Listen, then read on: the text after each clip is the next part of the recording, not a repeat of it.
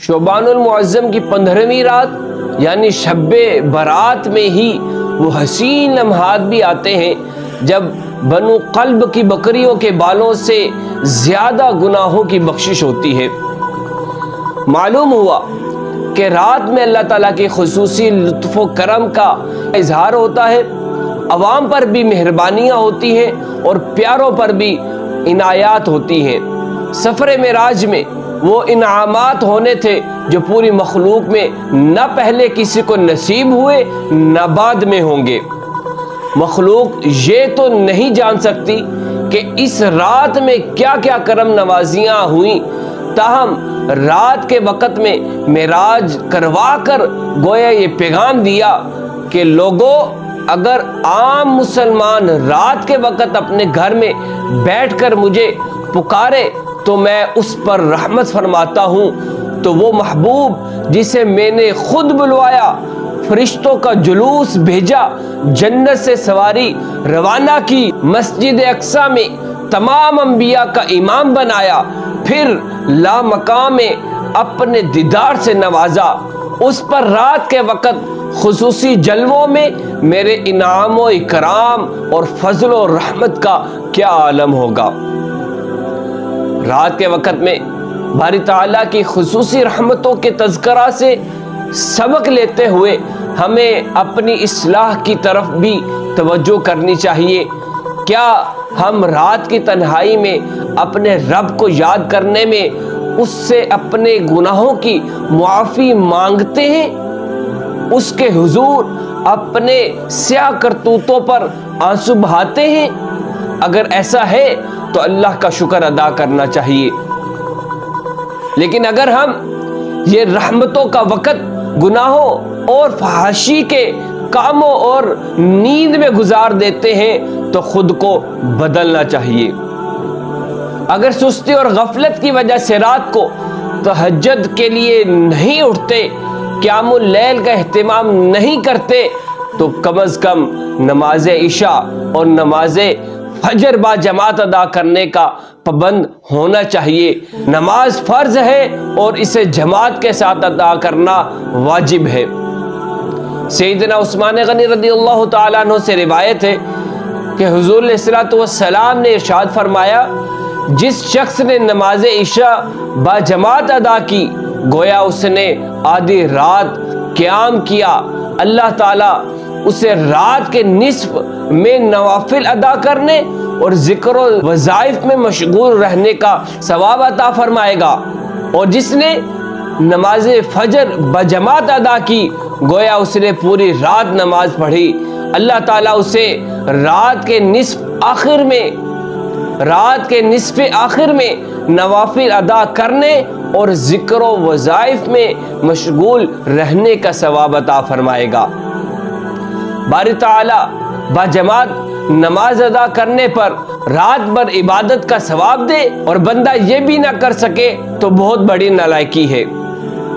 کئی اسلامی عقائد ایسے بھی ہیں جن کی حقیقت فی الحال ہماری نگاہوں کے سامنے نہیں، یا انسان کی ناقص عقل انہیں سمجھنے کے قابل نہیں، انہیں ہم بن دیکھے مانتے ہیں، اور عقل نہ سمجھ پائے تو بھی دل کی گہرائیوں سے انہیں سچا سمجھتے ہیں۔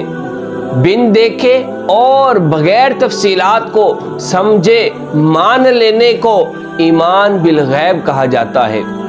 رب العالمین کی بارگاہ میں ایمان بالغیب ہی معتبر ہے۔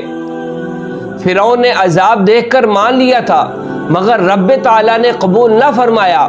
جان نکلنے کے وقت آنکھوں سے پردہ اٹھ جاتا ہے، اب ہر شخص ماننے کو تیار ہو جاتا ہے مگر اس وقت ایمان قبول نہیں ہوتا۔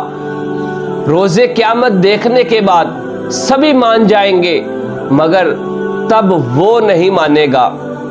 امام اہل سنت علیہ رحمہ نے کیا خوب فرمایا، آج لے ان کی پناہ، آج مدد مانگ ان سے، آج لے ان کی پناہ، آج مدد مانگ ان سے، پھر نہ مانیں گے قیامت میں گر مان گیا۔ رات کے وقت میں معراج عطا کرنے کی ایک حکمت یہ بھی تھی کہ یہ سفر مخفی رہے، اور جب شب اسراء کے دولہا صلی اللہ تعالی علیہ وسلم واپس تشریف لا کر بتائیں کہ میں نے رات کے مختصر حصے میں یہ عزتیں پائی ہیں، تو غلامان مصطفیٰ صلی اللہ تعالی علیہ وسلم اس پر ایمان لائیں، یوں ان کے ایمان بالغیب میں اضافہ ہوگا۔ پھر قیامت کے دن جب غلامان مصطفیٰ صلی اللہ تعالی علیہ وسلم کو ایمان بالغیب پر انعامات سے نوازا جائے تو لوگ سید عالم صلی اللہ تعالی علیہ وسلم کی شان کا نظارہ کریں کہ جن کی باتوں کو دیکھے بغیر مان لینے والوں کو یہ عزتیں ملی ہیں، تو ان کی اپنی شان اور عزت کا عالم کیا ہوگا۔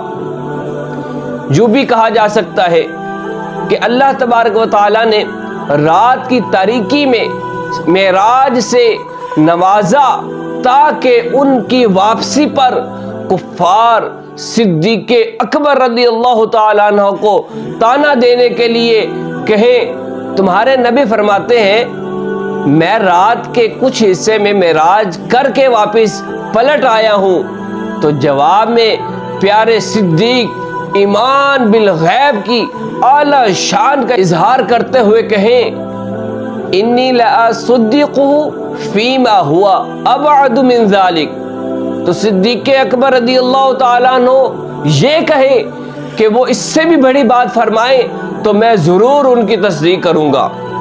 اس وقت ایمان بالغیب کے حوالے سے ہماری صورتحال بہت پریشان کن ہے۔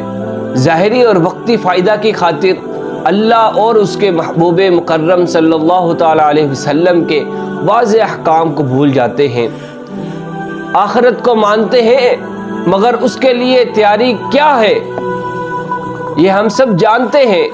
سب کو معلوم ہے کہ اللہ تعالیٰ نے سود خور کے ساتھ اعلان جنگ فرمایا ہے مگر سود نہیں چھوڑتے۔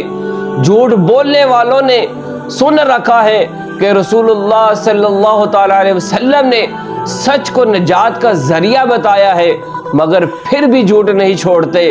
بہت سے لوگ ہر چیز کو اپنی عقل پر پرکھتے ہیں، تو علامہ اقبال رحمۃ اللہ علیہ نے کیا خوب فرمایا ان کے لیے، یقین پیدا کر، یقین پیدا کر اے ندان، یقین سے ہاتھ آتی ہے درویشی کہ جس کے سامنے جھکتی ہے فغفوری۔